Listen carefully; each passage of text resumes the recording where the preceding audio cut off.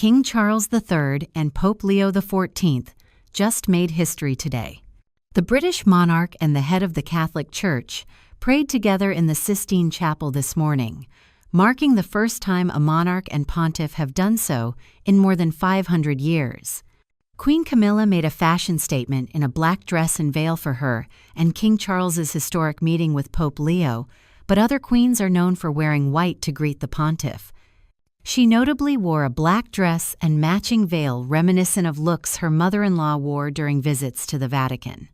The silk Fiona Clare dress she wore featured a high neckline and long sleeves and was styled with a silver raspberry pip brooch that once belonged to Queen Elizabeth.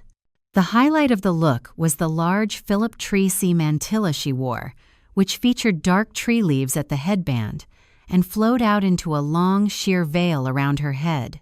Still, though the veil is in keeping with tradition, that didn't stop people hitting out at the design of Camilla's headdress, which some called a crown of thorns. One critic penned, "What is Camilla wearing on her head?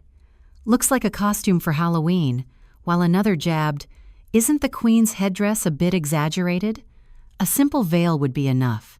Addressing Camilla wearing a mantilla, the royal correspondent Rhiannon Mills explained, "We weren't sure whether or not this would happen. It is particularly pertinent and a sign of respect to the Pope that she is wearing it." The look drew comparisons to the late Queen Elizabeth during her meeting with Pope John Paul at the Vatican in May 1980. For that event, Elizabeth, who was accompanied by Prince Philip, wore a black floor-length dress with long sleeves and paired it with black gloves, a black purse, and pearl necklaces and earrings. She also notably wore a large sheer veil, which was styled from a silver crown that adorned her head. Only a handful of royal women are given special permission to wear white around the Pope in a tradition known as il privilegio del bianco, or the privilege of the white. The honor is exclusively extended to designated Catholic queens and princesses. While royal women with permission to wear white around the Pope usually do, it is not a requirement. Princess Charlene has worn both white and black for past papal audiences, and she even opted for a dark manicure to match her black outfit when she visited with Pope Francis in July 2022. The couple landed in the evening at Ciampino, where they were welcomed by the British ambassador to the Holy See, Christopher Trott, and Monsignor Gonzalez, head of the Vatican Protocol.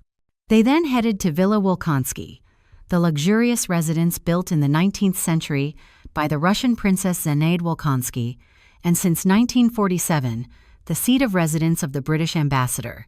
Despite carrying all of their engagements with effortlessness and ease, the king appeared to give a warning to his wife on their arrival. As the duo step out of the plane doors, the king could be seen turning to his wife, cautioning her, "You ought to be careful going down the steps." Ironically, just as he spoke, he appeared to lose his own footing before quickly steadying himself and making a brisk recovery. The red carpet had been laid since the early morning, and it was perfect. But half an hour before the arrival of the royals, the wind picked up, and it was blowing the carpet up, presenting a tripping hazard. So the maintenance staff was sent to nail down the carpet, adding that they finished seconds before the royal motorcade arrived. Shortly after creating history, by becoming the first monarch in 500 years to join Pope in a public prayer during an ecumenical service at the Sistine Chapel, Charles was given the title of Knight Grand Cross with Collar of the Place, Vatican Order of Pope Pius IX. Meanwhile, the Queen, who also joined Charles and the Pope in the prayer, has been awarded the Dame Grand Cross of the Order of Pope Pius IX. Prior to the service, Charles and Leo sat down for a private meeting in which the monarch expressed he was so thrilled it's possible to visit, while posing for an official photograph. Charles joked about the constant hazard of the shutterbugs, to which the Pope replied, "You get used to it." As per the aforementioned outlet, King Charles gifted Leo a large silver-signed photograph, an icon of St. Edward the Confessor, as per royal custom on state visits. While the Pope presented Charles a signed photograph of himself and scale version of the mosaic of Christ Pantocrator in the Norman Cathedral of Cefalù, the visit is understood to be deeply significant for Charles personally, who is head of the Church of England, and also marks a celebration of the Papal Jubilee held every 25 years. For those unfamiliar, the Papal Jubilee is a special period of forgiveness and reconciliation in the Catholic Church. In fact, many people were interested in what Camilla's actual religion is as she joined Charles, who is the first head of the Church of England. Camilla Parker Bowles is a member of the Church of England, which is the Anglican branch of Christianity and the state church in England. When she married then Prince Charles, in 2005, the marriage was conducted in a civil ceremony, followed by a religious blessing from the Church of England, affirming her Anglican identity. England split from the Catholic Church under Henry VIII in 1534, after the Vatican refused to annul his first marriage.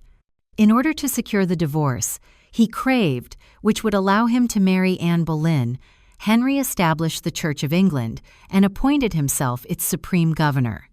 Neither Henry nor any of his predecessors, dating back to 1066, ever met the Pope. That was repeated faithfully until the reign of Queen Elizabeth II, who met 4 popes but drew the line at praying with them. Charles has a long history of promoting interfaith dialogue and meeting with the leaders of different faiths.